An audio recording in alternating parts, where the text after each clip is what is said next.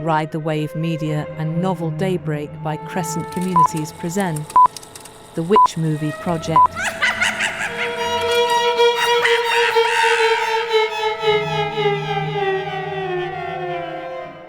Ooh, I'm still not used to that spooky violin and that witch laughing and all that. Courtney, we're back though. The Witch Movie Project, episode 2. Yep. Awesome. Are you Can't wait. Are you excited for this one? Oh, yeah. These were new movies to me, so I am thrilled. And I was pumped to toss you these two movies. I can't wait to get into it. But before we do, we got to talk about the big event, October 26th, presented by Novel Daybreak by Crescent Communities, The Witch Movie Project, live podcast taping and movie screening. That's what we're building to, Courtney. Are you ready for that? Yeah, you can vote for your favorite movie. So we're reviewing 2 different movies. Yep. This week, they happen to be the same movie, sort of, but not quite. And you get to shoot us your favorite. So you can vote every time. That's right. So hit us up at Ride the Wave Media across the board on social media, at Prism-Healing or Prism_Healing, depending on the social platform you're on.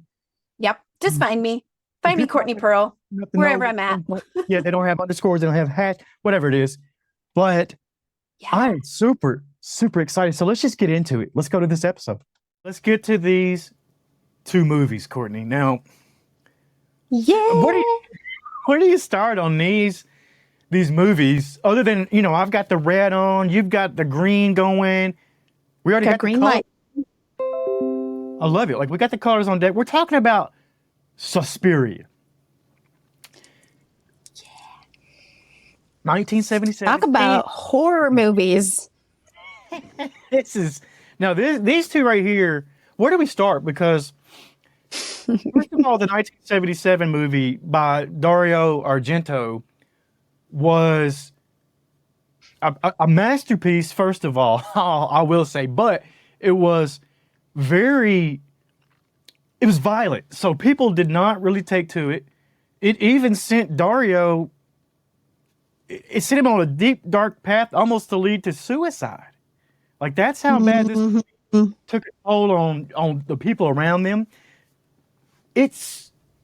What were your initial thoughts on the first Suspiria?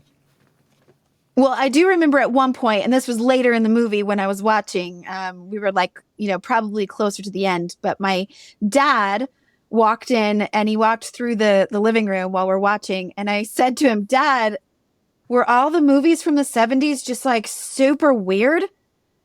And he just goes, yeah, yep. And then he just walked out of the room. I was like, I am all caught up in this whole like otherworldly, kind of trippy, colorful Alice in Wonderland sort of vibe, right? Yes. So that color scheme is on purpose. Now, Dario Argento actually filmed Suspiria to look like an acid trip. That's why you see the wavy stuff. He uses some technicolor, a modded technicolor, basically, that for your people out there who know all that technical terms, basically it made it look distorted. It made things off. Mm-hmm. That paired with a Grammy Award performance from the Goblins. That's the soundtrack to this entire thing. A band called the Goblins. Now it's got this eerie, ethereal, whatever kind of sound you want to say, but it's unsettling. There's whispers in there. There's all this weird stuff going on. They actually filmed that score for this movie before the movie was filmed. So they had the score for the movie. And what Dario did, what the people on the set did, they would blast that Goblin's score while people were acting and stuff. So it was unsettling at all times. What you think about that music? Yeah, I kept asking Matt, my husband, because he's a percussionist and he knows instruments a little bit. I was like, what does it sound? Is it like a didgeridoo or like, what is this?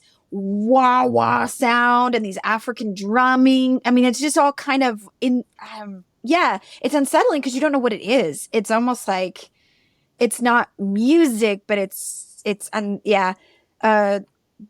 looked up the Greek instrument, a bouzouki.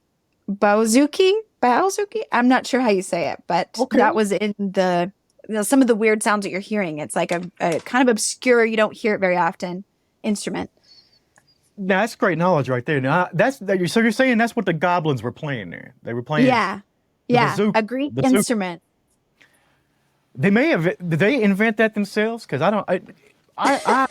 You would think. I've never heard it before. Right? It really is that unsettling. Like it's almost like when people play the saw and they have that wah sound to it, and it's like, Or the theremin. You know the theremin, the thing that you do with your hands. Have you ever seen one of those? Very making weird. Like thunder sounds and distorted kind of. We'll put some of that in right now. We'll weave some of that in underneath. Let's get to the beginning of the movie though, because we'll start with the 1977 version. Yeah. You've got Susie Bannion. That's your lead character here, Susie Bannion, played by Jessica Harper, I believe, right? Mm-hmm.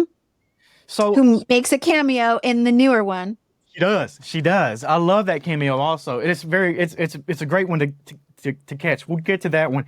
But Susie arrives in Germany. It's stormy. So the atmosphere, the mood's already set. It's like, okay, this is not going good. She gets in a taxi cab. As she gets to the academy though, it's already something weird going on because a girl comes running out. That's Pat. We find out later it's Pat. So already from the get, and this is less than 10 minutes in. We're already kind of looking around. We're thinking, what's going on? Then the murder.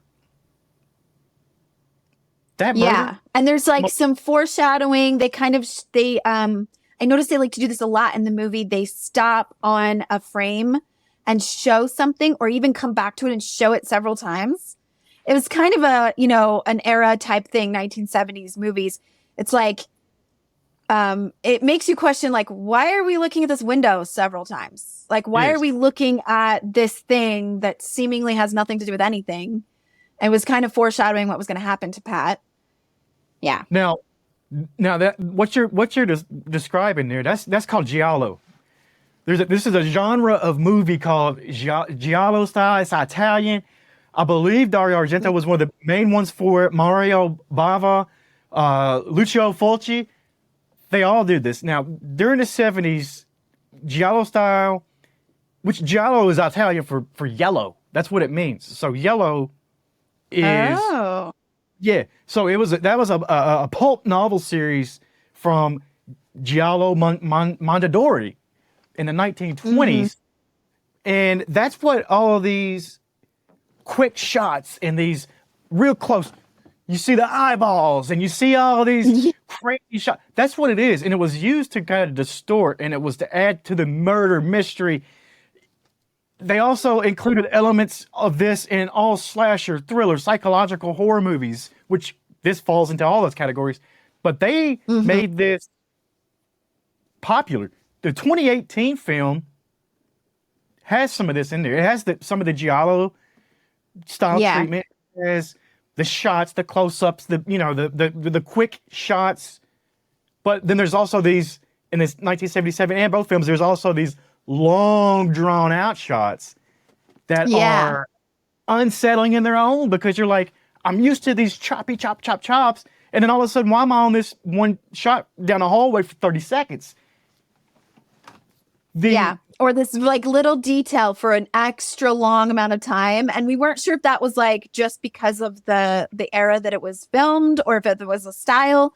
We kept joking about it because we're like, oh, we're going to look at this, one thing for 20 minutes now or something like that. Yeah, exactly, we were having fun with it while we were watching it. Now, let's talk about the murder scene. Right from the beginning. This is when Pat and her friend they get brutally murdered, and I do mean brutal. that was done on purpose to disturb, and it did. Back in the 70s, when this thing was released in 77, that was the most disturbing murder scene, and to this day, maybe one of the most disturbing murder scenes in a movie ever. Yeah. It was pretty shocking even for like the time period. I'm like, oh, I don't know older movies very well, but wondering how far they were going to take it, how far they were going to, show blood and bodies and cutting throats and all the things. But I did take note that in the bathroom, before she's murdered, she's in the bathroom, the artwork on the wall is Sky and Water by M.C. Escher, which is it's like a optical illusion. It looks like fish coming, a bunch of fish, and then they turn into geese. So it's like flight and water. It's a famous piece of art, but it's supposed to be kind of an optical illusion. And there was a lot of like Art Deco style, 1920s style in this movie particularly. So it sucks you in. It really sucks you in. Yeah. Kind of nothing is quite what you think it's going to be vibe is what that's telling me. I don't know if that was on purpose, but I think everything's on purpose. So it definitely is on purpose. And then also you can actually see Dario himself in the mirror reflection as the hands that is killing the victim here. That's on purpose too. He mentioned later on. Is it really? Maybe. I think it was. Because it was almost like he put his signature in an iconic scene and he knew what he was doing. I don't think he did anything by accident. So I fully believe that. We get to Susie's first day at the academy.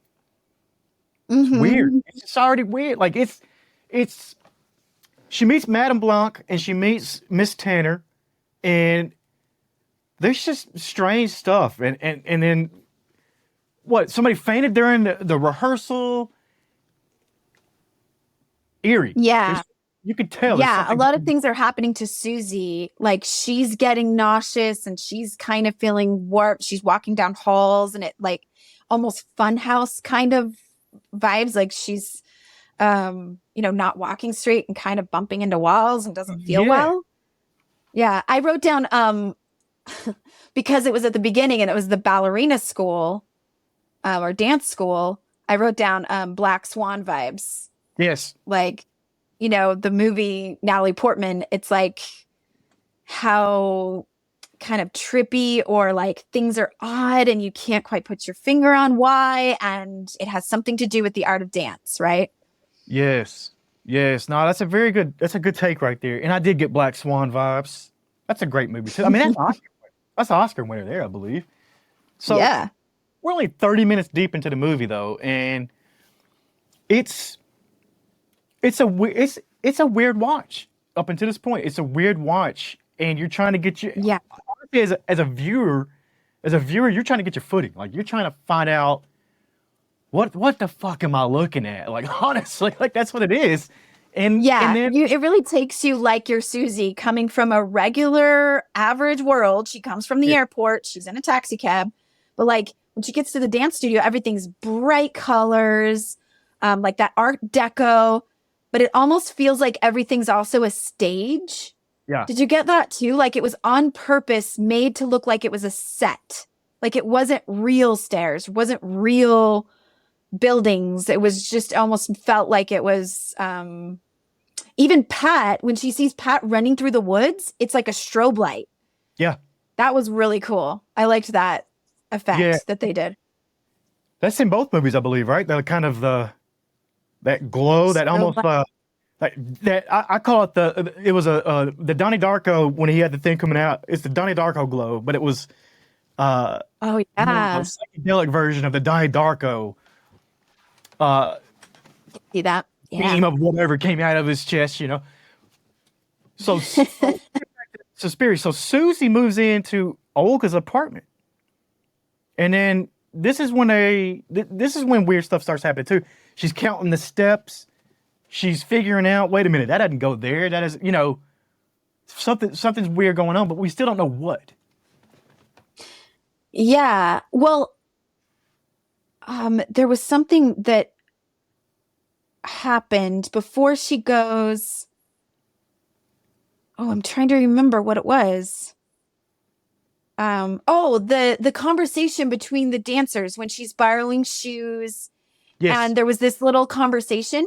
So when I found out later that this was written about a boarding school, like the story that it was taken from was a boarding school with young girls. Yeah. And later when I found that out, I was like, oh, now I get why the script was written that way, because there was this moment where these dancers were teasing each other, and she's like, oh, your name is S, like a snake. You're Suzy and you're Sarah and you're like a snake. And then the girls are hissing at each other, and it's really weird.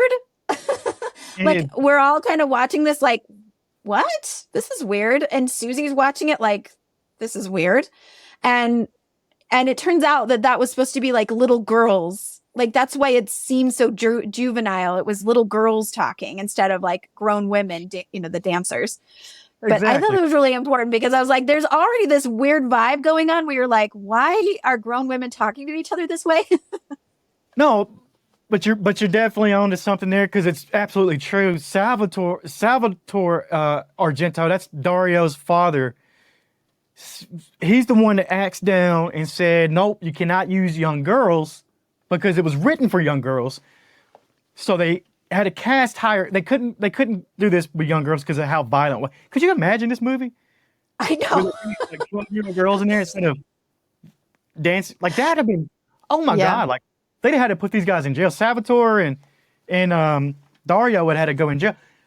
The Argento family, you got Salvatore, you got Dario, you got Mike Argento out in Toluca Lake doing his thing.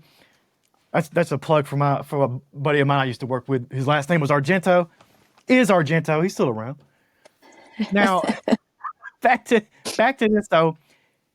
They did have to cast older, but Dario did not rewrite the script. So that's why all the dialogue is childish. It even goes a little bit further, because if you really pay attention, the doorknobs on all the doors, they're at a height that they have to reach up. So it gives these girls this childlike features when they're of age. So it's a weird line if they kind of walked there. But yeah, that's a great find. Look at you, Courtney. Look at you finding it.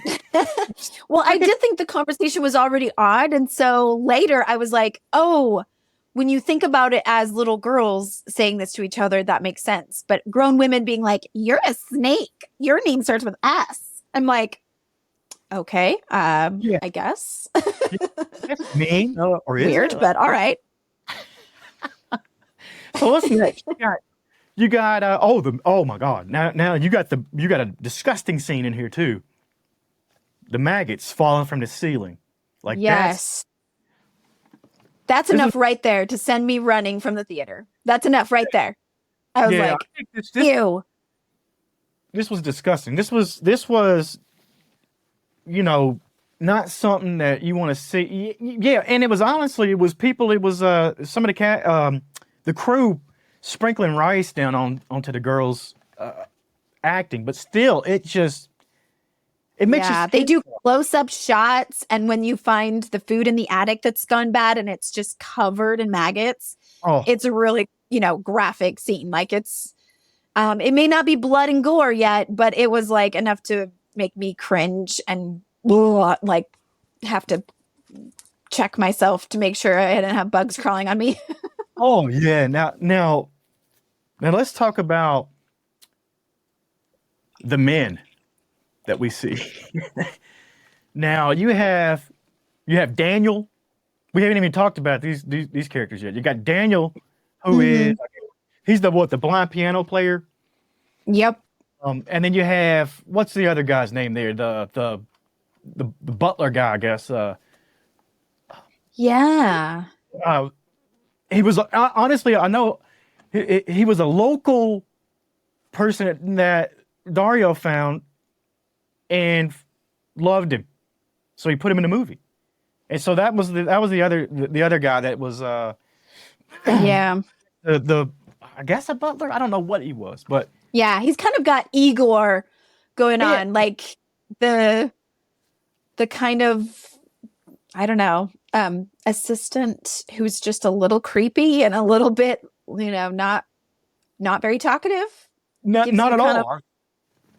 I don't think he says. I don't think he says anything. So, but Daniel though. Yeah. Yeah, he has his German Shepherd, which I laughed and I wrote down in my notes. I'm like, so this is in Germany. We have to have a German Shepherd. And that caused me to look up what is the most common dog breed in Germany. And it's actually Chihuahua. So, little fun fact for you about Germany. I love that. Now we need, so Chihuahuas in Germany, huh? Yeah, not German Shepherds. But I thought, isn't that a little cliche? Like we have this, this guy has a seeing eye dog, but it's German Shepherd. It becomes important, so it's all right. Yeah, he's walking this dog. This is after he gets cast out of the dance studio. Now let's go to that part, because they cast him, or actually, what did he gets mad and then he leaves. How did this even go down? Because I don't even remember this because of what happens next.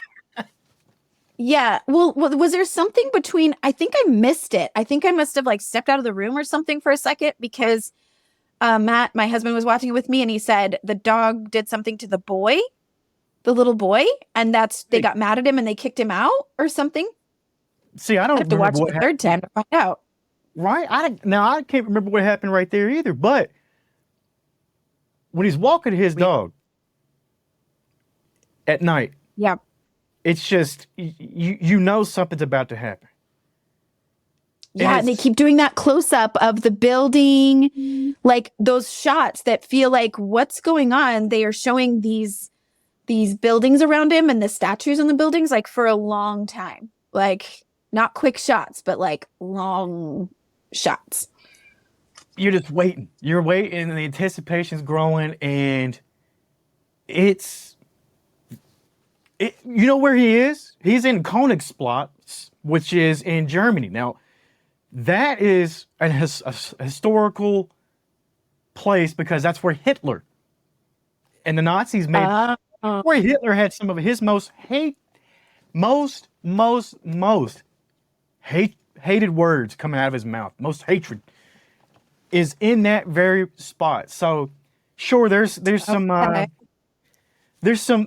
undertones here from Dario and whatever about fascism and all that, but this is it's real subtle though, not like the newer 2018 one, which really directly included historical things like the Holocaust and the Berlin Wall and the war and things going like. They brought it right into the movie, very like in your face. But I think it was like a subtle nod. It wasn't like a main part of the movie, but they must have like, we want to put that in and have that be recognizable, right? Oh, absolutely. And it was like, it's menacing. And at that time, it was even more fresh in people's minds. So when you saw that, like you're like, oh, that's some evil shit went on right there, Right. Yeah. Words spewed full of hate came from there, like it was not a good place. And Daniel meets his demise right here. He's done. He gets done in. Yeah.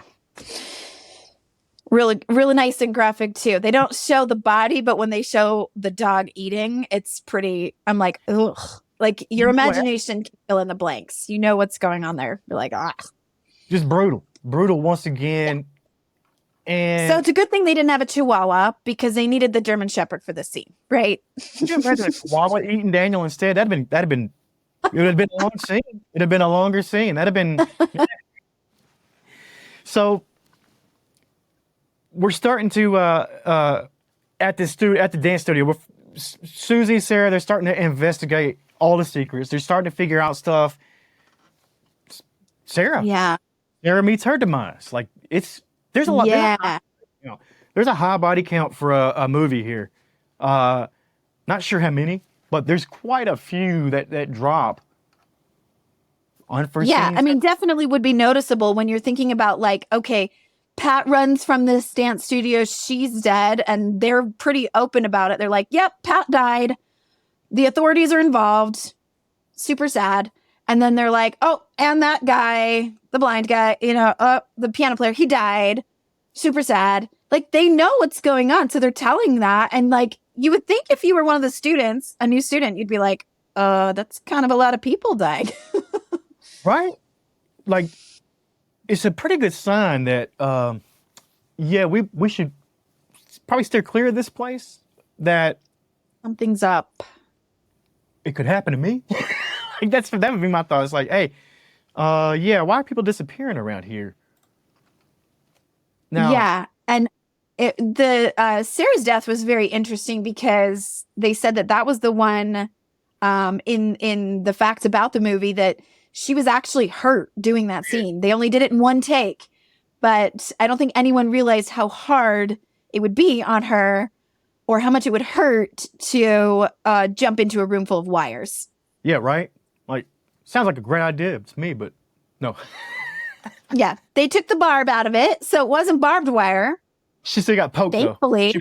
She was still getting poked by something. So yeah, that's a great takeaway from that, because she went through the pain for our pleasure. Like, that's what it was. Our favorite part of that scene was the picking the lock. Oh yeah. She's waiting in the room and she's trapped and she doesn't know what to do. And she sees the window. She's going to climb like up some boxes. But this whole scene takes a while. Like, she's in this room and it keeps cutting to the lock. And it's just one of those locks that all you'd have to do is push it up. And the person picking the lock has like a knife and is trying to pick the lock. Yep. And it's just like, oh, not quite. Oh, oops. Not quite. Oh, and I wrote down what Matt said. He's like, this limp dick trying to pick the lock here. Best description you can have right there. That's absolutely it. I'm like, it needs to build suspense. And so whoever it is, they just aren't good at it. They're just not quite getting that.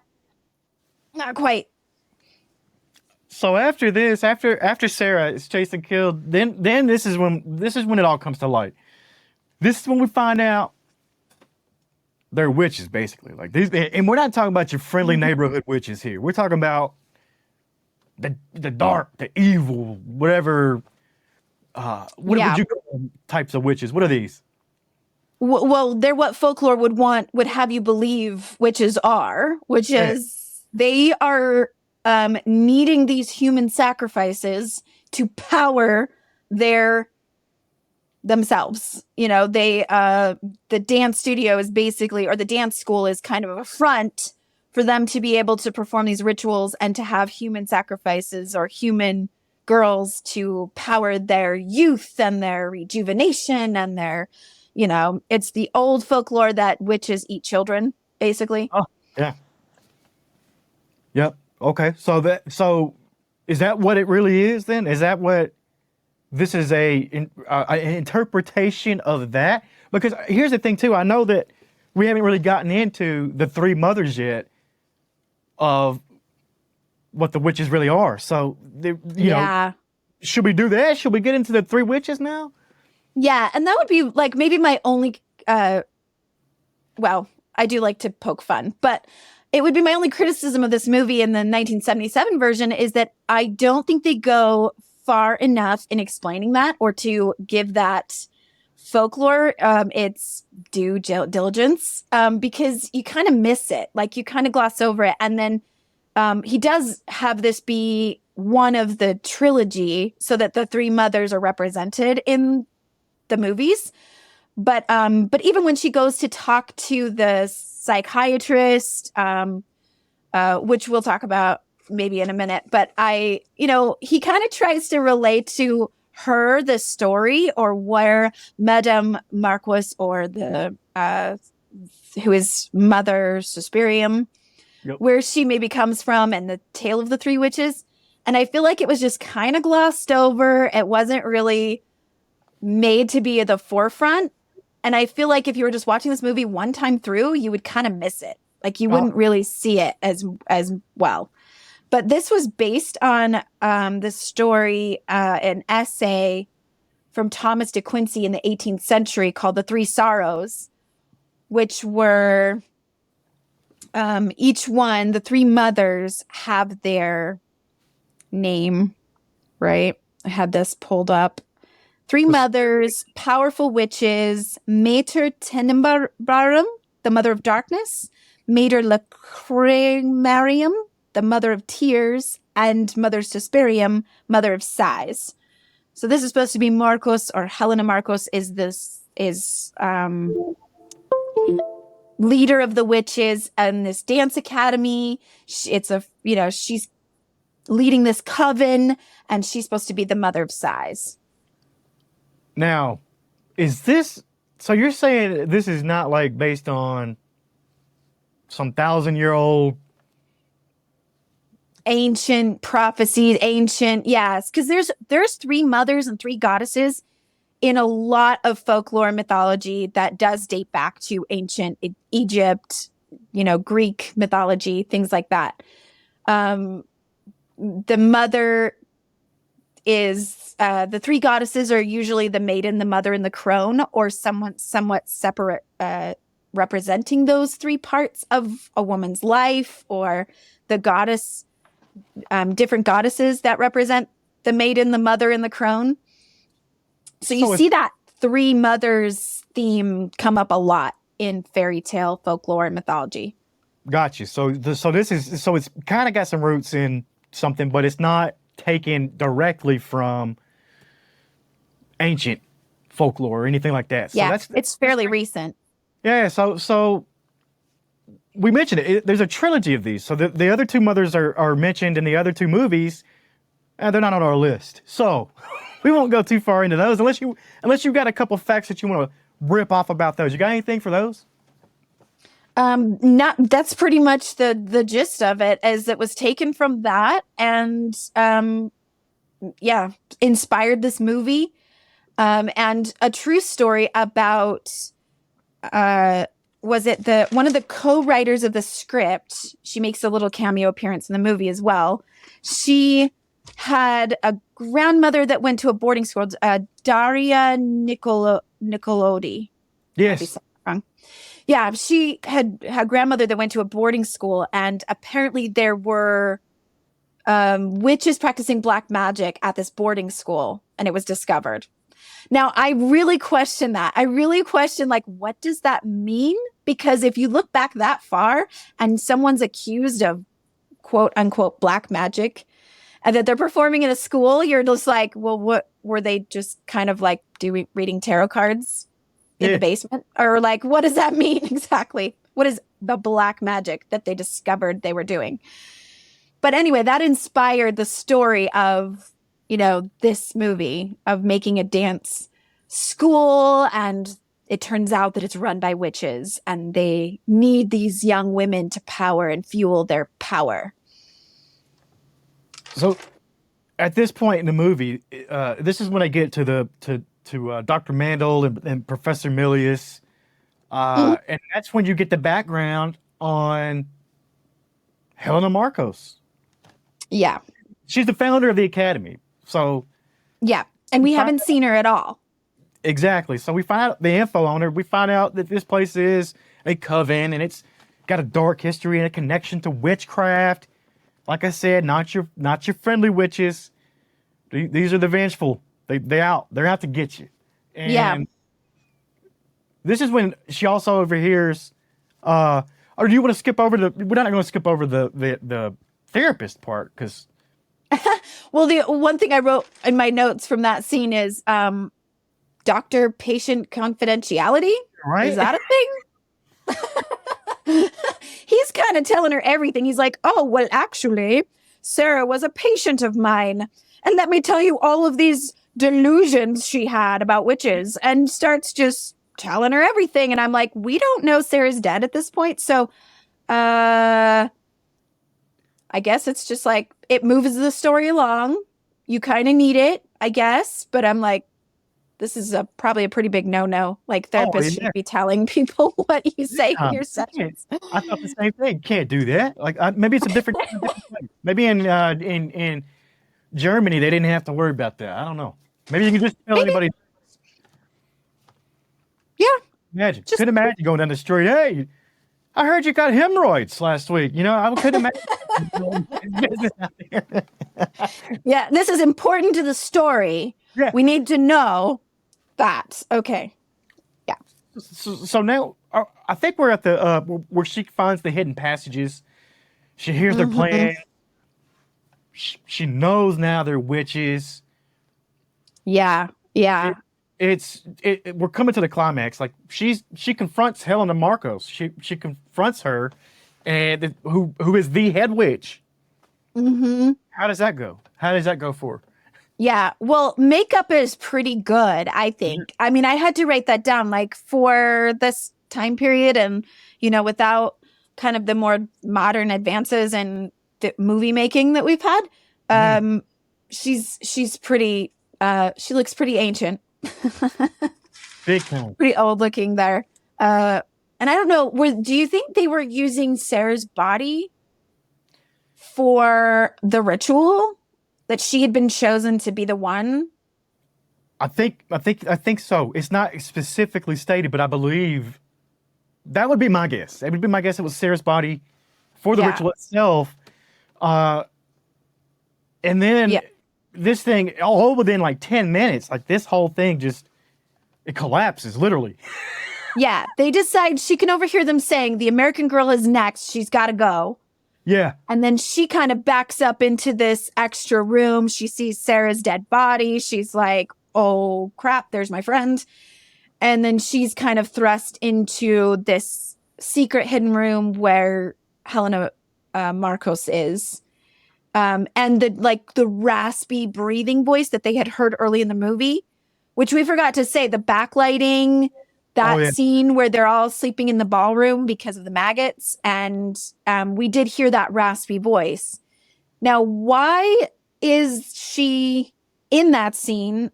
I'm still not sure, because she obviously has her own hidden bedroom down in some secret area. And when they're all sleeping in the ballroom and they've got these sheets up and there's this eerie red backlighting, for some reason, Helena Marcos goes and sleeps with these girls in the ballroom, but you never see her. So you hear Sarah kind of saying like, that's her. She's the head of the school. And I think something is, you hear that snoring that she's doing and something's off about it. And I'm like, why is she there? I'm not really sure. But maybe she's scoping out. Maybe she was looking at her. Maybe. Select. I think she was probably, because if you think about it, that was when they're all in the same place together. Yeah. This chance and her sleep. So it's creepy like that. So where were we though? Because you know what I want to touch on is Jessica Harper herself playing Suzy and speaking English. Now we had an English dub of the entire movie, but all those actors and actresses, they didn't speak English. There was multiple languages involved on the set. A lot of times when they had the dialogue between themselves, Jessica Harper didn't speak German, so she was just getting talked to. They would use their feet to tap and give the cues of, all right, it's your turn to talk. So on the set, that since they did know that it was going to be dubbed, they didn't care about the audio around them. So there would be hammering going on. So it'd be people talking off screen all the time. So you're acting scenes. A lot of those scenes had no audio that was used that was not dubbed later. That's to me. If you watch that movie, you know that, and you watch the interactions between actors. It's incredible that they figured out the language barrier, because I don't know how. Yeah. And that takes a really skilled actor to be able to respond appropriately, because I have a little experience in acting, and I know a lot of the training that you do is like active listening. Yeah. Sometimes we would have our director, we had our lines memorized, but they would have us switch parts in rehearsal so that we had to practice not just reciting our lines or our part, but be in active listening to what the other character is saying to you. So if she can't even understand what they're saying, or they're just having to kind of give her a cue, like, okay, now talk, she's got to somehow act like she totally understood what this other person said to her and respond and react appropriately. That's tough.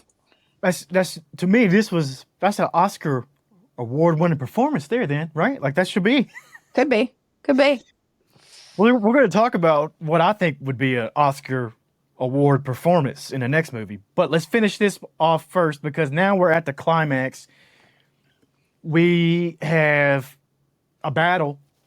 She stabs Helena Marcos. Yeah. Catches on fire. Yeah. Suzy it's one of those like wrap it up tight and tidy.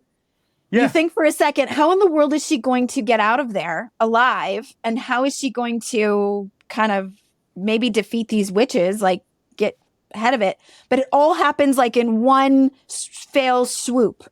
She kills the head witch and it sends the entire dance studio aflame. Like all the other witches can't live without her. So in about that time frame that we talk about it, that was it. It's literally boom, the climax, the witches die, burns up, Suzy walks out, the film's over. You see Suzy walking away and the dance academy's burned up.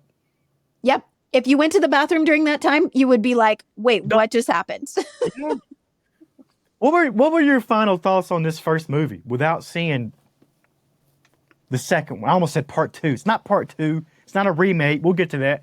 But what were your final thoughts of what you saw here in Suspiria 1977?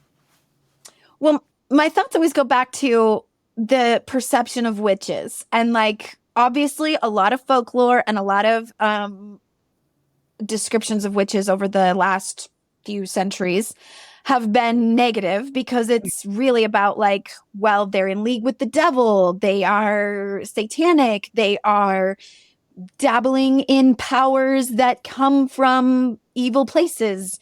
They do harm. They eat babies. All of these kinds of things that came from like, you know, the campaign to deflect people from witches. But I go back to like when you hear certain folklore about, for example, Baba Yaga, that comes from Scandinavian folklore. She has a lot of folklore about her that's kind of dark and creepy and eerie, almost Hansel and Gretel, eats the children kind of vibes. But then there's stories about her where she's the fairy godmother in the story. She's the one that helps out the heroine. In the story of Vasilisa, she still lives. She flies through the night in her cauldron. She lives in a house in the woods on chicken legs, and she has a fence made of skeletons and bones. She's still got that going on, but in the story, she's the one that helps her out. And I have to go back to that and remind people that, yeah, there was a lot of propaganda against witchcraft and against witches. But I ask myself in this movie, in the 1977 version, I ask, what was the purpose of the killing? Like, what was the motive here? Was it just to make a good story? Was it just to make us go, oh, and have a good horror film? Or, you know, was there like something else, another level to it that we just haven't explored or this movie didn't touch on yet? And that's why I really loved going to the 2018 version and being able to see that there is a lot more going on here. Like, there are such other layers. It's not just what we see on the surface, right? I think you hit it all right there. And I think Dario Argento putting this film together. Dario is the Italian Alfred Hitchcock, but way more blood and guts. Like that's what he is. Yeah. So not as subtle. There's definitely intention in the story and what he was laying out, and there's definitely intention in the design of the movie that he put together, because those quick scenes and those shots and the way that it made you feel unsettled, the Goblin soundtrack, everything was so plotted out that it did give you an experience. That movie is an experience when you watch it. You can tell There's something special going on, even though you don't know what the fuck you're looking at. Like you're watching it, you're like, what am I watching? Eerie. Okay, it's special. It's special. Like it feels special. Yeah. The lighting, the green and red lighting that's unnatural. Like obviously she's not sitting there in her bedroom in red light. That wouldn't be a natural light to be in. But the movie was like, no, you're in a different world here. We're going to make it really feel like a different world. So there's going to be green light and there's going to be red light. And it's brazen and bright.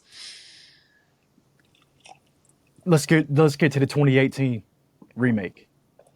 Oh my gosh. So I've already messed up and called it a remake. It's not a remake. I just messed up. No.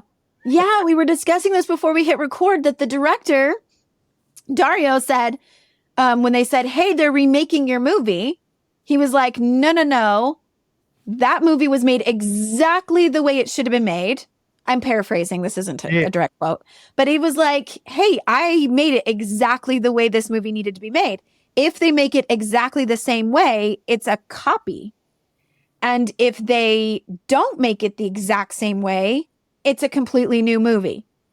So he would not even call it a remake. Now, Luca Guadagnino, I hope I don't know if I'm getting that right. My tongue doesn't work that way sometimes.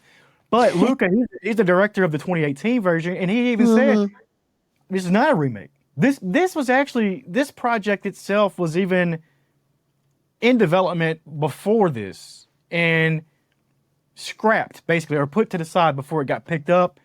And he calls this thing basically his interpretation, a reinterpretation, a reimagining. Reimagined, yeah. And it is. It is. But it's also a remake. It's the same movie. It's the same character names, the same basic plot. It's just not a shot for shot or script. It's not the same script, but I think they did a very good job having the same feeling and vibes while also updating it. And you're absolutely right. And there's a lot of work that went into this movie. Like Dakota Johnson herself. Whew. I'm a huge Dakota Johnson fan. You know what? There's two people in this movie that I am like huge fans of.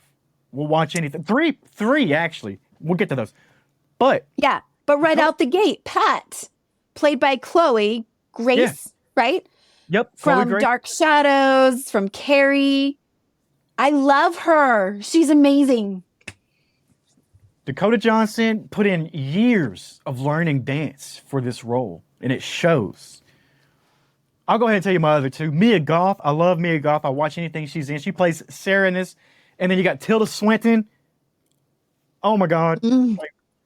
We could talk about her all day. We'll get to Tilda because Tilda played 3 roles in this movie. I know. And I didn't know that until after I'd finished watching it. I was like, something is, So I kept suspecting something throughout the movie. Yeah. We'll talk about that a little more. But this movie, I mean, right off the beginning, it's almost like you said, it's not shot scene for scene, but there's the same vibe. You go, Susie Banyan arriving in Berlin. Is it raining? It's raining too, right? Yep. Raining. She gets to the academy. Like it's the same type of stuff. It's got the same feel, same vibe, same atmosphere. And I think they use the mirrors too. I wrote down mirrors because when she gets into the dance academy, there's a big mirror. Like everywhere you go, there's mirrors that it shows you the reflection of her in, almost like in The Secret Window. Oh yeah. If you remember, they would go into the mirror and show the reflection of the main character. And that was kind of foreshadowing as to like, you're not really in the real world because we're watching all of this from the mirror. So it gives you that vibe of like going into a different world. We are Alice in the Looking Glass, some of the inspirations for this movie, the original movie. Like you're in a different world here. This isn't just regular life. No, we see the mirrors come into play later too, quite a few times. Like with whew, that's disturbing. That's just disturbing if you ask me. As the original, like it's got its own scenes that you're like, Yeah. yep, that's sticking with me for a while. Like you think that. Yeah. I mean, you update it with technology and movie making magic that they have been able to, create over the years, the gap of difference. Oh yeah. I mean, in some of the 1977 scenes, you're like, oh, they probably cut a pig. Like you can kind of tell that whatever, but you're imagining it and it's gruesome nonetheless. You know what? That's a great point because the blood in the 1977 is bright red. It's you're like, that's not blood. Orange. Yeah, it's not a blood color. So that's a very good point. Yeah. Interesting. Go ahead. I didn't mean to interrupt you there. Were you finish that point up? Well, just that, then when we see some of the scenes, like the very first, is it Olga? When Olga, doesn't quite die, but what happens to her in the mirror scene is like, I'll be honest, I had to shut my eyes for most of it. I kept trying to watch it and I was like, oh my gosh, I cannot watch this. It was too real. That scene's crazy. That's when Dakota Johnson Suzy is dancing too. So it's this transfer of energy, transfer of something. Yes. And that's when you kind of get a foreshadowing because it's not really the dance instructors or they talk about Marcos' energy. They're like, she has an energy because when she walks in the room, all the dancers are like, oh, like, oh, what do you want me to do? Like, I just want to impress you. And she has this energy. And she's very nurturing and sweet, but also like tough and very stern. It's kind of, it's a whole thing. But it's not them that seem to be doing this to Olga. When Suzy starts her dance, she's doing this amazing like movement dance. And as she's moving, it's causing Olga in a different part of the school to go through this horrific thing that she's going through. Yeah. But it's Suzy that seems to be causing it, right? Yeah, but you don't, and we see more of this later. So Suzy even says, I think, is this the time that she passes out? And she even says that doesn't normally happen or something. You can tell there's something different going on with Suzy herself because her energy, something's drained. She's thinking, she even says it, like I said, this doesn't normally happen. There's something along those lines. And she can tell herself that it's weird. There's something different here. Yes. Yeah. Oh, that whole scene. Well, I wanted to make a note too before that scene. First of all, I'm like, wait, go back. Hold on. There's a lot of really cool conversations going on throughout the movie between the witches. The opening scene is Pat, but she's talking to the therapist, the analyst, the psychoanalyst. And they are very upfront about it being witches right from the very beginning. Yes. Where that is the hidden thing you find out in the original. You don't know what's going on. You just know something is. And so the reveal is this dance school is run by witches. But in this one, I noticed, I'm like, right out the gate, Pat is like, they're witches. Yeah. And she just says it. And, she's upfront about it. And they're witches because you see the scene where the witches are all talking around the table. They have a vote. They're talking and they're discussing like Sarah and some of the students.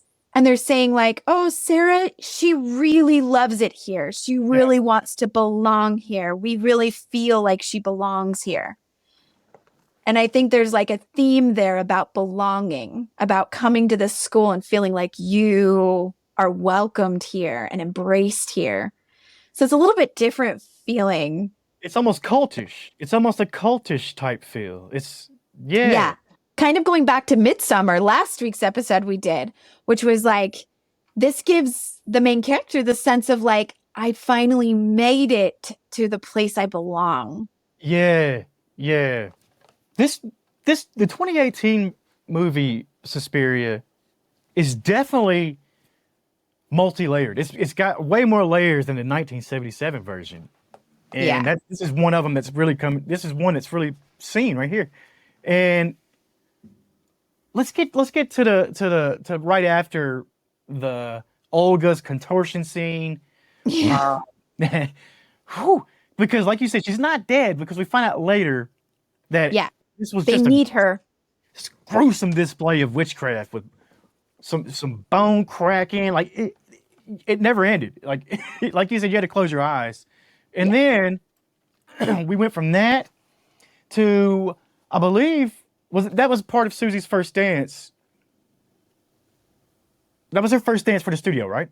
Yeah, she claimed she can dance the lead to the Volk. Yeah.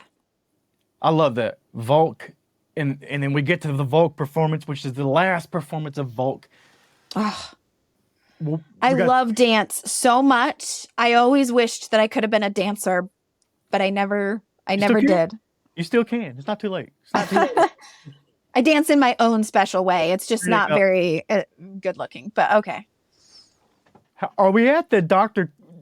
Klepper? Because yeah, let's talk about him. I was immediately like, something's not quite right. He's maybe he's played by a younger man, maybe, because I just thought there's just something like you could kind of just tell that he was wearing makeup to be older. Yep. But I also second guessed that the whole time. I'm like, well, maybe not. Maybe this is just an older gentleman playing this role or whatever. Yeah, I know.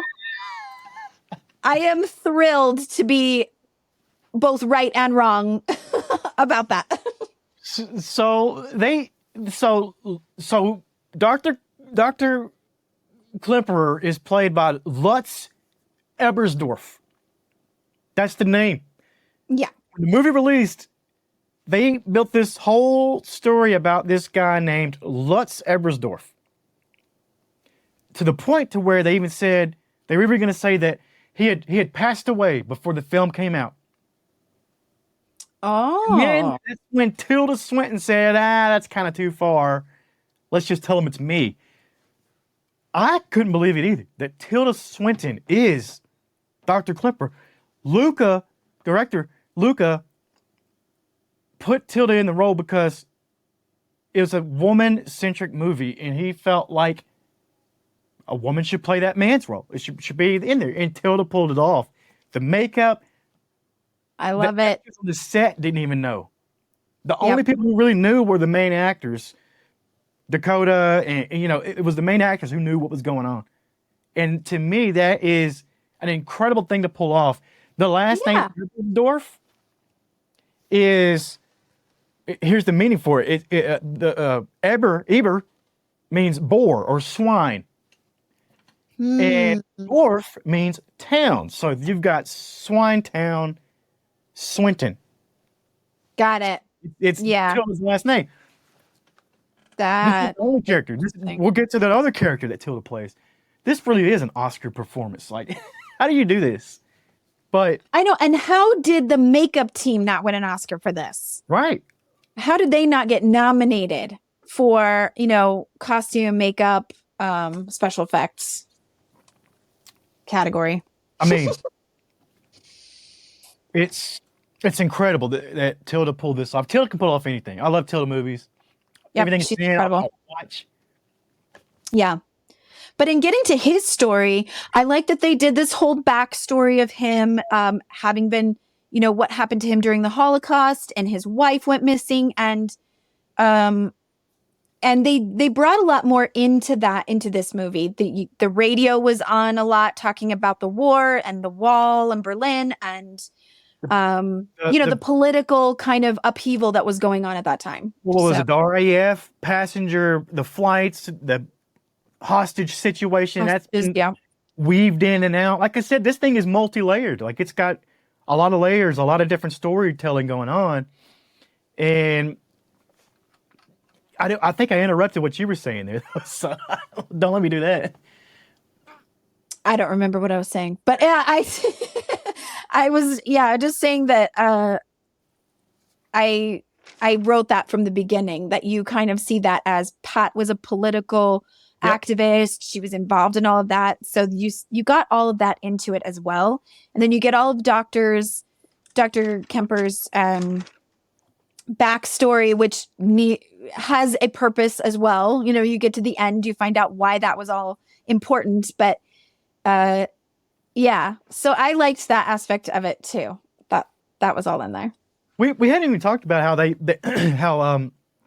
this movie's broke down by acts too. It's like Act 1, Act 2, Act 3. And on top of that, there's different colors variations with those graphics. Subtitles themselves have different colors. It's like blue and red to distinguish between the different languages being spoken. There's a lot of different stuff going on, but it was broken down into a different way than the 1977 version. But I did like the acts. It's like a book on film. You know, it's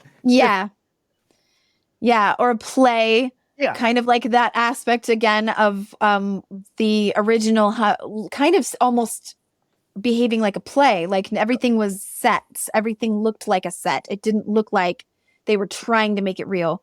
And so it's kind of bringing that aspect into it as well. Like it's a play. You're just watching a play. You're watching something that's happening in real time.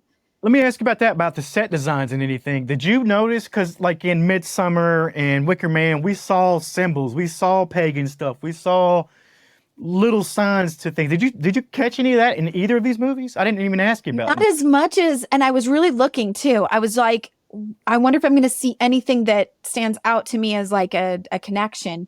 Obviously in the original, there was like the evil eye and the triangle. You could see certain things that were definitely connected to what we consider witchcraft. In the end scene, when all of those orb crystals are rolling across the floor, I noticed that. And I was like, well, I don't know anybody who's practicing energy work or witchcraft that doesn't have some crystal orbs in their workspaces. But I noticed more about little subtle nods. Like there's the blue iris that you turn to get to the secret passages in the original, and then in the newer film they reference one of the ballrooms is called the Iris Ballroom. Nice. See, I didn't catch that. Look at you. I didn't catch that. I love that. Now, the secret passage thing though, that's that's where we are pretty much in the movie. This is when Sarah gets curious. Played by Mia Goth. I love Mia Goth. She's investigating she thinks she knows. Did I jump over anything? Because this is a point in the movie when she's looking around for Patricia, really. Yeah. Like, I think she's still there. Yeah. And she starts counting. This is the same thing that happened in the 1977 version where they're counting the steps, saying, wait a minute, there's a secret hallway. Mia Goth, Sarah does the same thing here. And you see her counting the steps, and then she starts counting them down. This is a long anticipation of just uneasiness when she's walking through these places. And she finds what she's looking for, and I don't think she wanted to. Yeah. And it's interesting that she's the one that goes to the therapist. Yeah. To say something's not right. I don't know what I should do. And he is talking to her. When in the original, it's kind of Sarah she's looking for, and it's Suzy that asks the therapist. So you kind of get a switch roles in how they're all participating. Yeah. All at the same time, you got the coven. They're out there preparing. They're trying to get ready. What is it? Basically to transfer Helena Marcos' soul, I guess, if it was a soul, into Suzy. Yeah. Like, that's what's going to happen, really, right? Yeah, but I was confused about characters because Marcos is what they were calling Helena, the younger Yeah. dance, that head of the dance that everyone was so infatuated with. But the older Marcos is the one you don't see until the end, and it's like there's two different, and they're all voting on who is going to be the leader. So they vote on the older mother. Do they call her Mother Marcos? I think that's so. what they call Marcos her. And Helena Marcos. Yeah. Is it the same person? No, I don't know.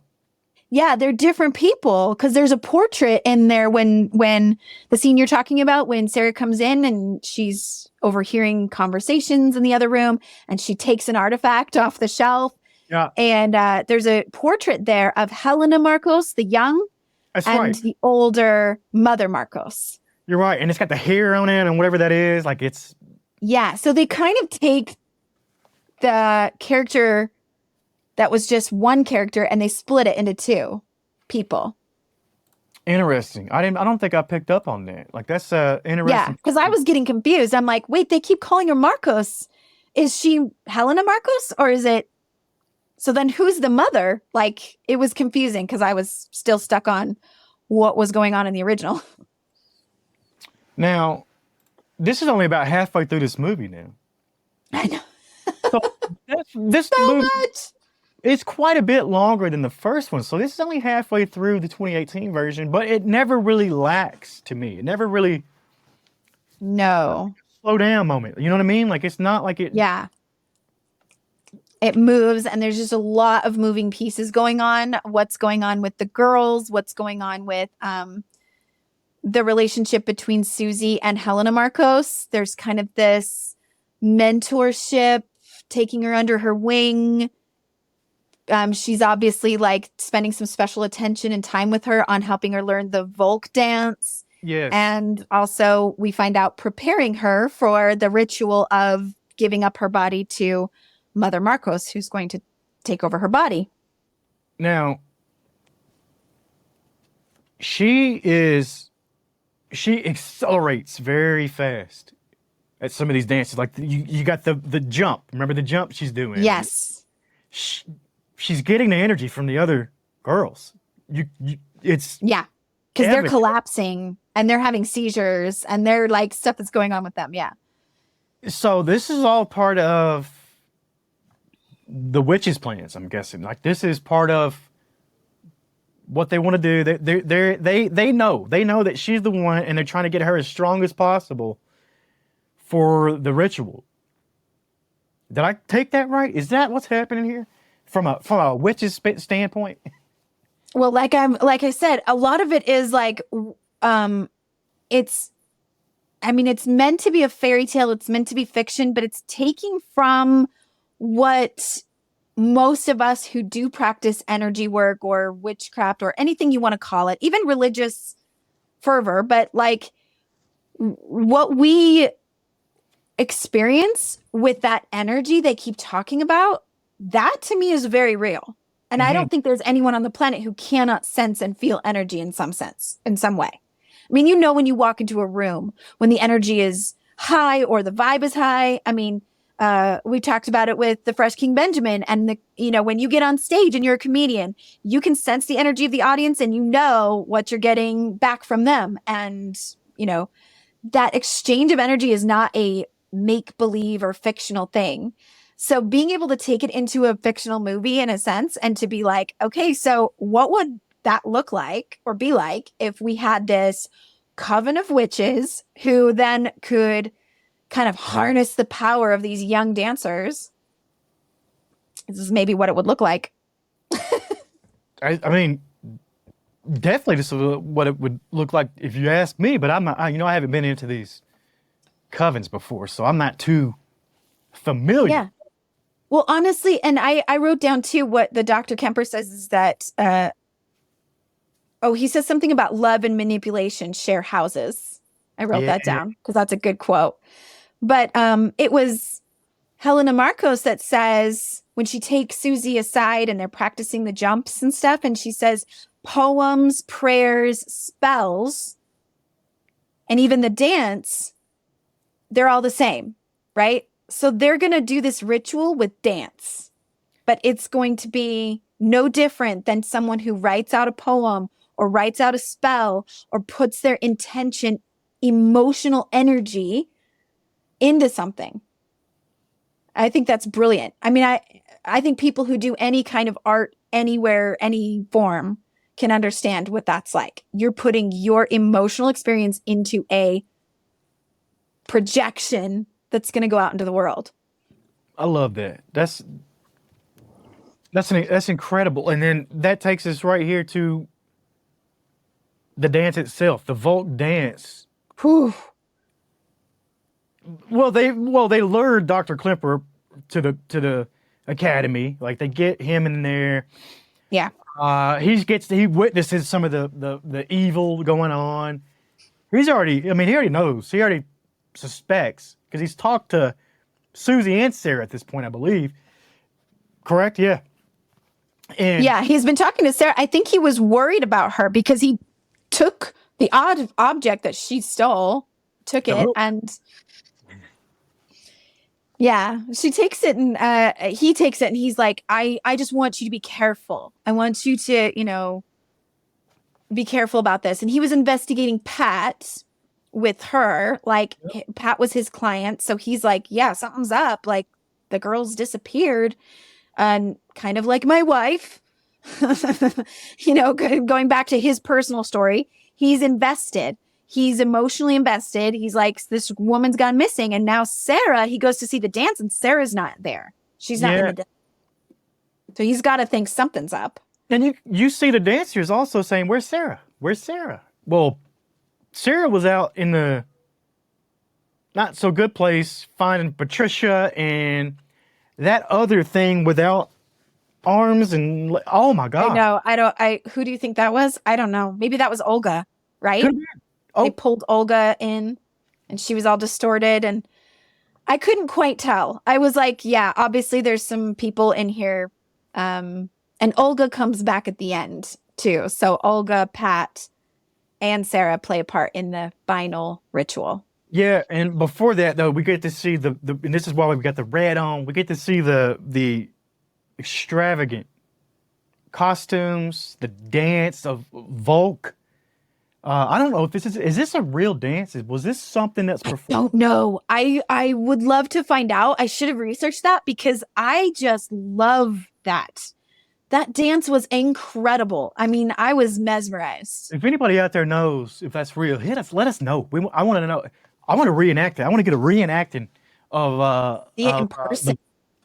The dance of Vogue. And here's the thing too, with all the technology, with all the stuff out there in the filmmaking process, there was very little CGI used in this scene. This dance was done by the dancers.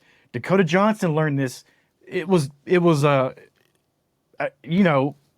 production in itself within the movie. Yeah. I loved it. I thought it was beautiful. Amazing. So from what I can tell from Google, it was created just for the movie. Okay. We're going to redo it anyway. We're going to. But it was powerful. It was definitely like the contemporary style of dancing with the breathing and the woof. Gives me chills. It was long. It was I loved it. It's long. It's a long dance scene. Yeah, it definitely is a dance that, as you're talking about it in rehearsals too, you can tell that it was a dance created to be a story, to have its own like acts. Like there's the beginning of the dance, and she's talking about leading it up to the end of the dance when they're jumping and all that. Yeah.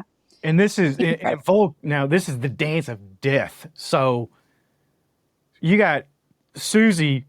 This is Suzy basically performing, a ritualistic dance, and then it culminates in this big, bloody, chaotic craziness. It's almost like you're watching this scene and you think, after it's all over, you're like, how did I get from that to that?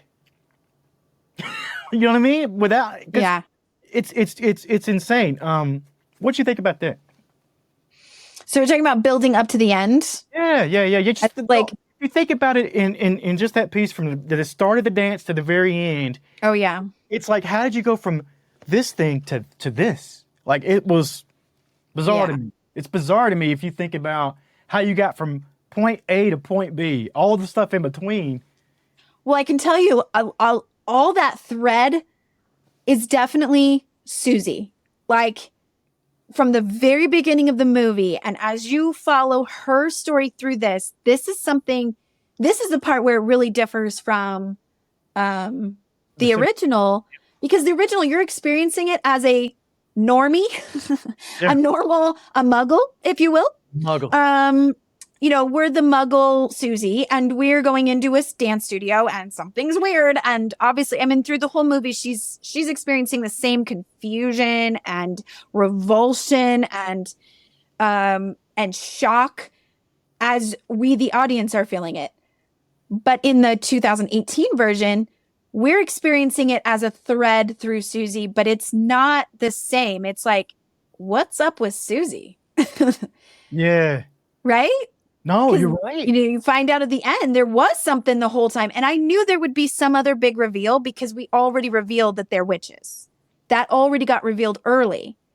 So there's got to be something else, right? So tell us, right there in the final, we're at the final act. Like, Suzy does reveal her true nature right here. Yeah. What is she? Ooh, she ends up being actually Mother Suspirium. And Mother Marcos has been calling herself Mother Suspirium this whole time. So everyone voted for her, believing she was the mother. But she wasn't. Not the mother. Not the mama. Remember that? The dinosaur? Not the mama. No. Yeah, she was not. Which, I mean, that's exactly why we were taken through this movie in a different way. Suzy was experiencing something else, and it shows those flashbacks and those dream sequences where Suzy's like always wanted to go to Berlin, always wanted to be a part of this dance troupe, this specific dance company. It was something she had known from the moment she was born that she had this drive to do, because she wasn't in a ritual that made her Mother Suspirium. She was reincarnated or reborn as Mother Suspirium. And her Amish Mennonite mother was dying on her deathbed and said, I gave birth to a mark of sin on this world, or something like that. Right? Yeah. We didn't even touch that scene, and that's very powerful right there. So that's a foreshadow then right there, where she's letting you know, hey, there's something a little bit off. And what about Helena Marcos right there making an appearance, the old shriveled up version? Oh, that's Tilda. Yes, it's like they went out of their way with costume, makeup, CGI to make her the most grotesque creature I think I've maybe ever seen in a movie ever. Like, limbs coming out of parts of her body, tumors. Like, you can just, It's not pretty. It's not pretty at all. And thankfully, Suzy does her in right here. Yeah. Like, she gets rid of her. And that's the big reveal, the twist, as you call it, was that she is Mother Suspirium. Kills Helena Marcos, which is Tilda Swinton right here. And then it's not over. It's not over. You got the aftermath, the epilogue.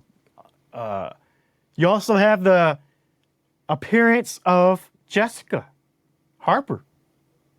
Yes. From the original. Yeah. Who was Joseph Klepper's wife. Ankh, I believe. And yeah. What an incredible cameo right here, right? Right. Yeah, that was amazing. And the fact that he gets lured there for this ritual, he's naked and sobbing on the floor. he's going to be sacrificed. I'm sure that's why they brought him there. He was probably going to be another, human sacrifice for this ritual. But he survives because she gets in there and she's like, you're dead, you're dead, you're dead.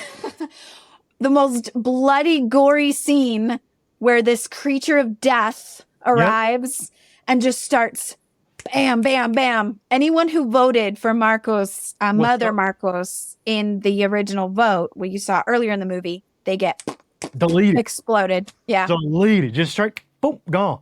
Oh. And Suzy erases Dr. Klepper's memories of of the events too. Yep. And that's basically it. Yeah. Film ends. You got Suzy revealing, or Suzy talking to Dr. Klepper about his wife. Yeah, tells him the story of her death, so that he can have some peace, I guess, about, she wasn't alone. She was surrounded by other women. Yeah. She survived, I think, 20 days into when, after they were arrested. And anyway, just kind of this really emotional scene that was actually really, Oscar worthy. She's telling her, like, I'm here to let you know she, this is how she died. This is what happened to her, so that you can not worry about it anymore. You don't have to think about it anymore. And that's almost nice ending. I don't know what to say. Yeah. Right? And I don't know. I mean, at this point, you're like, so, okay, I assume, or at least a lot of people on Reddit that I could see, assume that she's now going to take over the dance. And she's going to be in charge, and she's going to take over the coven, and she's in charge now, and she's wiped out everybody who was not on board. Yeah, basically. And and so it's like this question of like, so is she a good witch or a bad witch? Or like, she, the young Helena Marcos, it was clear there was conflict because she didn't like the way things were run. And she didn't like this sacrifice part. She didn't like that someone had to give up. And she's like, we've always been at odds about this. And they had kind of tension about that. So I wonder if the actual Mother Suspirium, if she's going to run this dance studio a different way, or she's going to be the one who is maternal and protects these girls and makes it a safe haven for them instead of doing it like the old lady did. Now, there's a after credit scene. Did you see that? I don't know. Did I? Because in the after credit scene, it's Suzy, Dakota Johnson, and she raises her arm in a subtle gesture, and it just makes it leaves the viewers kind of feeling uneasy again. I don't know if you saw that. Yeah. It just adds a new layer of interpretation that you can take from it. But I think it goes to your point here. It leaves it open. It's like, huh. But I like that. I don't mind. I don't like when the movies tell you right out. Yeah. It's kind of like Midsummer. You're not actually sure what's going to happen at the end of it. Like, now what? Same exact theme and concept right here, because you don't know if she belongs. It's that same sense of belonging. You don't know if she belongs with the witches, just like in Midsummer she belonged with the May Queen. Yeah. It's that's a great thing to kind of pick out of that, and another layer. That's just another layer that they added to this movie. What else we got to hit on this? What's your final thoughts on 2018 Suspiria? Oh, yeah. I keep going back to the theme that we talked about a little bit in last week's episode, Midsummer. It does kind of have that same vibe of like, here was Suzy, I guess grew up in a very religious, Mennonite, Amish. Yeah. I wasn't really sure which, but house upbringing. And she comes to this dance studio with this same feeling of like belonging. So even as we, the audience, are unsettled by these events happening and we feel like, ugh, or oh, that's uncomfortable, or like, why is that going on? There's a scene where she goes, she sneaks into a room she's not supposed to be in, and she happens to catch the witches, like, have the police officers or the detectives are like bewitched and in a trance, and they're just like poking fun at them and laughing at them, and that would probably disturb people typically, but Suzy just laughs about it, and That's she's true. like, yeah. So there's this sense that she is not uncomfortable with all of this. She is actually where she's always meant to be.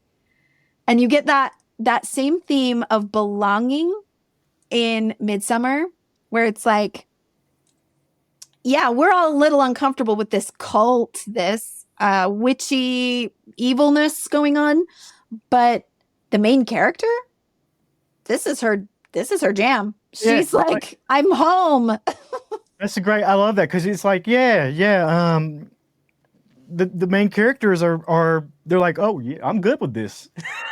Yeah, kind of. We didn't mention, I got to point out that we talked about the Goblins soundtrack in 1977. Hey, 2018 had Tom York from Radiohead do his first score for a movie, and it was no less uneasy, unsettling. We keep using those words, but it was no less. It was very haunting. Yeah. It added to it. It was another depth to the movie, I think. I love Radiohead. I love Tom York. I love what he does. I knew you would love that. I knew that would be a point you'd have to bring up, because, yeah. Let me tell you, side story. I saw Radiohead. I missed Radiohead in 2002. We bought the tickets so far in advance that we forgot when the concert was. Me and a friend of mine. We woke up, we thought it was this day, and guess what? It was last night. So he gets his mom's credit card and he buys us front row tickets, second row tickets to see Radiohead in Madison Square Garden. So that's where I ended up seeing them, and it ended up working out better. So I got to see that tour. Incredible. It was incredible. But Tom York with the score. Yeah. Like, it just, that along with the visuals, both movies. Yeah. Both movies compare, even though it's not a remake, whatever. No, but I think, I was set up to kind of think it might not be good or something when I heard what the director had said about, it not being a remake, and I was like, okay, well then I guess we'll just see what happens when I watch it. Like, what is it going to be? But I truly believe that it is the best kind of remake, if it was a remake. It's like, we did not try to mess with what it was originally. We just tried to make it its kind of own new thing, come to the table with something new, right? I mean, they added an hour. They added an hour of extra content, is what I think. It's yeah, for sure. I went to bed late that night. Yeah, right. With visions of blood and gore in my mind as I rested my head on my little pillow. That's the best way to go. That's how I go every night. So, well, next week we have much tamer witch movies. We've been doing some horror, some really like out there, but the next two on the list are my picks, and I'm a little bit more of the family friendly or subtle witch movies. Great movies nonetheless, though. I'm really excited to talk about them. I can't wait to do that. Wow, that is going to be two movies that are going to be really tough to pick. The old original Suspiria and the newer made one. You know what? That was, like I said, that was one of my first times seeing the older 1977 Suspiria, because it's so hard to find. I feel like when Amazon put out the newer one, that they tried to erase that old one, because all the free streaming services out there, it would say, yeah, they have it, and you look, it's not there. So yeah, it definitely deserves its due. I mean, Amazon, don't bury that movie. Don't bury that movie. Come on, Amazon. Yep. It deserves its own place for sure. But remember, you can vote for which one you liked and send those to our socials. But all that leading up to the event on October 26th at Novel Daybreak by Crescent Communities is sponsoring the Witch Movie Project live podcast taping and movie screening. if you want tickets to that thing, look around on our social media. You can find out how to get tickets to that. You don't want to miss it. You don't want to miss it. No, Man, it's going to be fun. amazing. And you can dress up. Come on, ladies. Don your witches and come on out to this. If you don't dress up, I might not let them in if people don't dress up. I might not. That's a good idea. Yeah. Yeah. Good old-fashioned frat party. I wonder what I'm gonna wear. What kind of costume can I pull up? I have to. We'll have to work on that. Yeah, I'll have to get it together quick though, because this is coming up October 26th, once again at Novel Daybreak by Crescent Communities. Love all the people over there. You got Max, Randy, you got Esther, Sigifredo. I got his name right, I think. Please tell me I got his name right out there. I love that name. I love all of them people over there. They're amazing. We can't wait to get over there and do that. And also, we can't forget one of our sponsors. It's Pure Sweat and Float Studio at South Jordan. Go to puresweatstudios.com or follow them on social media at Pure Sweat South Jordan. Yep. What else we got this week? Is that it? That and Lift Cake Parties is helping us plan this event, so let's not forget to mention them. Lift Cake Parties. I love Carla and all she does. This thing's gonna be incredible. It's gonna get It's gonna get big over there. It's gonna be. We're crazy. gonna be turning people away at the door. I hope so. We'll see you guys.